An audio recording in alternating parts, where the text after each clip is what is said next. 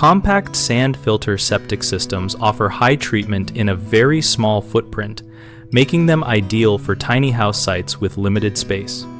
A recirculating sand filter ahead of a shallow dispersal field gives excellent biochemical oxygen demand and pathogen reduction while keeping the drain field area minimal. Design for the tiny house daily flow by using conservative per-person estimates and then select a small sand filter unit sized to that low flow. Oversizing media depth or surface area is wasteful in tight sites.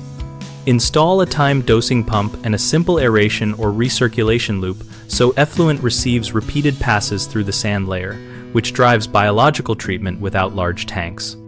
Protect all piping and the filter box from freezing with insulation, and by burying lines below the frost line where feasible and slope vents to shed condensate.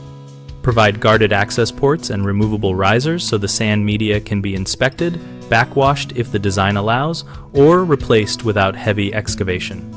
During installation, compact the surrounding soil lightly, but avoid machinery over the media chamber. Set the inlet at a level that supports gravity flow from the septic tank whenever possible to reduce pump dependency.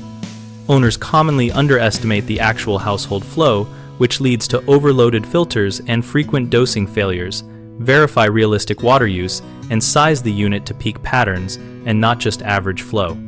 Systems left without routine checks develop poor aeration or clogged distribution laterals. Maintain a simple log, exercise the dose pump weekly, and check airlines or timers monthly. Finally, many tiny house sites suffer freeze damage because piping and controls are exposed. Use insulated enclosures, heat tape where code allows, and schedule winter inspections to catch icing before it compromises the system. BigHomeProjects.com connects homeowners with local contractors and provides practical project threads about systems like sand filters so we can learn from real installations.